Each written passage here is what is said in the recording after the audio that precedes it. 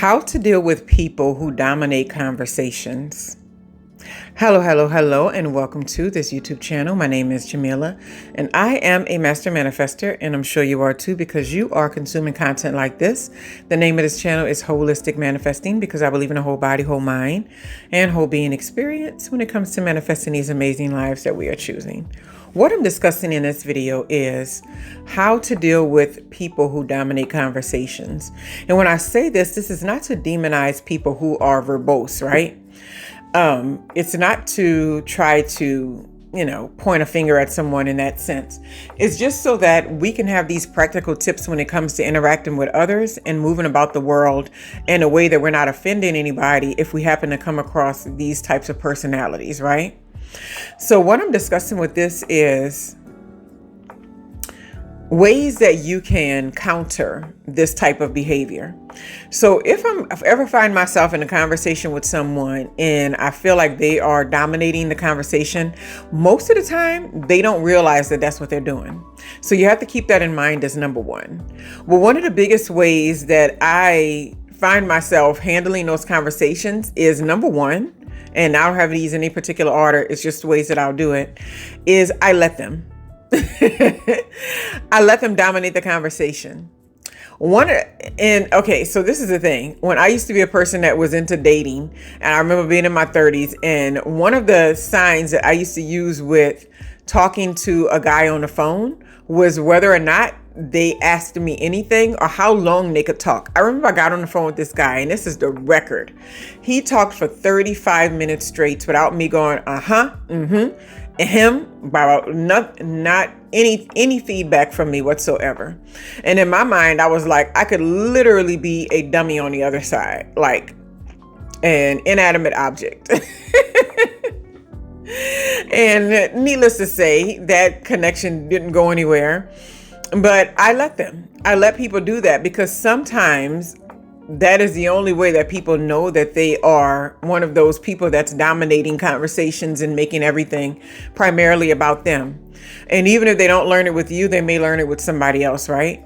A lot of people think, okay, you can just tell them, but I can honestly tell you that they'll be very offended, right? And depending on what environment you're in and where you're at, you may not be able to just tell someone that.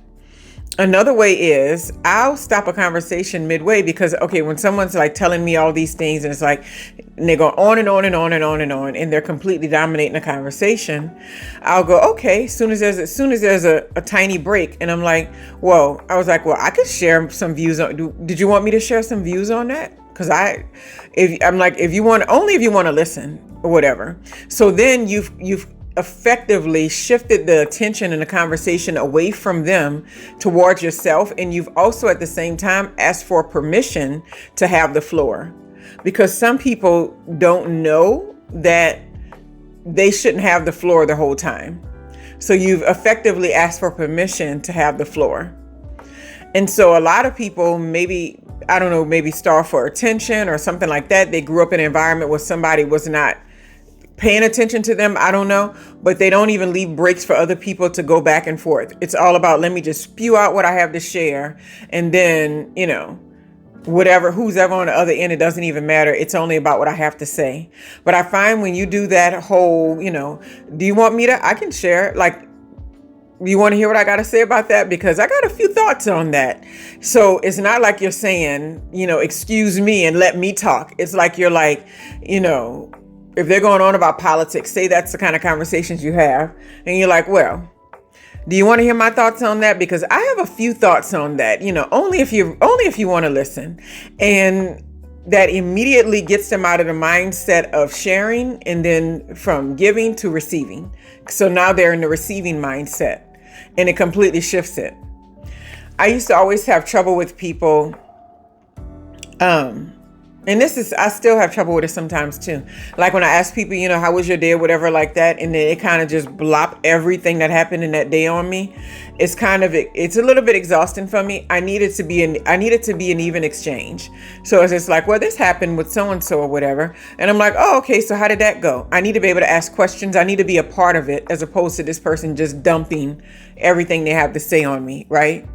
So that's something that I've learned about myself. So in order for me to do that, I've gotten really good and effective at that. Well, have you ever thought about, do you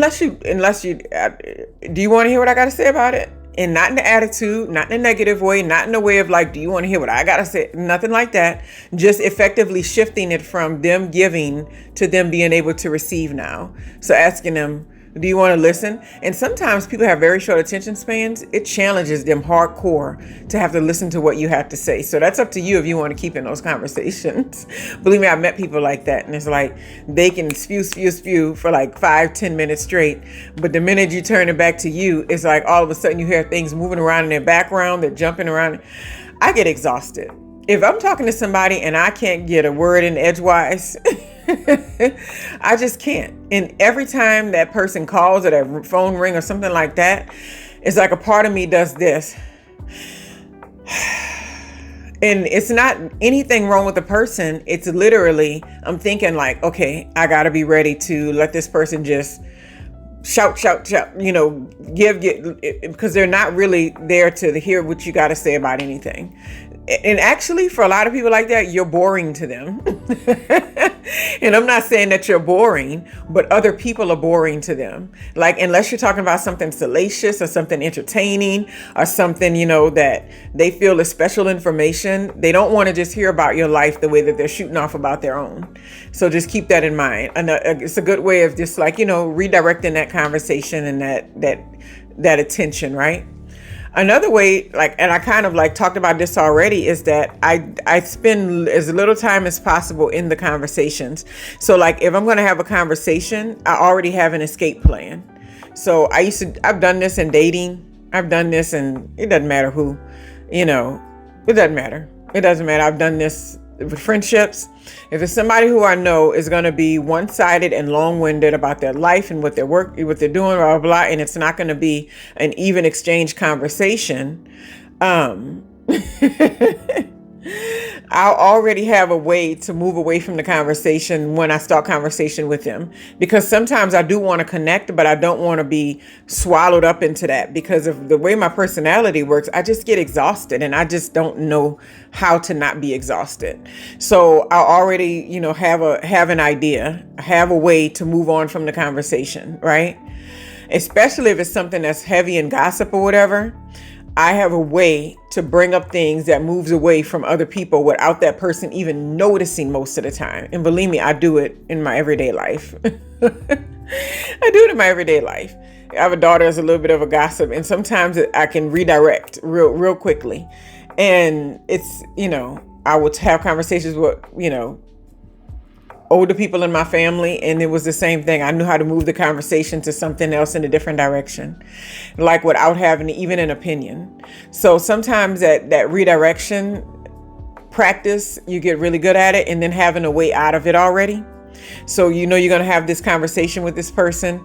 It's like, you caught me when I was running into Target or whatever. Oh, nobody's going to Target right now. Never mind. You caught me when I was running, to go get these kids from school or whatever. I'm in the school line.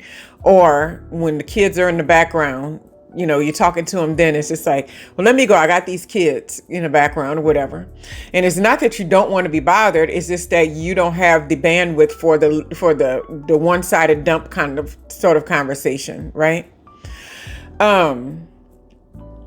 Something I thought of just a second ago. That's why I need to have notes when I'm talking, because sometimes I forget along the lines of, anyway. Maybe I'm not going to remember it. But I was thinking about how you effectively move away from these conversations.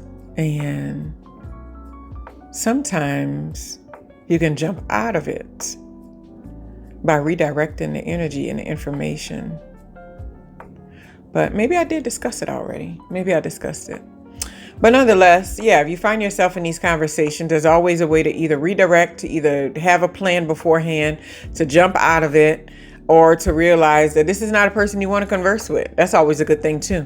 And especially if you're the kind of person that gets exhausted pretty quickly because you feel dumped on, having these one-sided conversations where people just completely dominate it, it's just not going to be for you. You're not going to be able to handle it. And what I find is the biggest thing to remember is that a lot of times they don't even know that they're doing this because that's just their personality trait. They don't hear themselves on the other end. And so that might be something that we don't realize, and we think that people are intentional so much, and they're not intentional. It's kind of like when you're driving. Think about that. When, everybody wants to blow a horn at everybody else, but sometimes people are doing things they're not super intentional about. So they're not trying to come for you or trying to cut you off or trying to get you. Sometimes they just didn't notice you, and that's okay. And with a person that dominates conversations, they really just didn't notice that they should pay attention to you.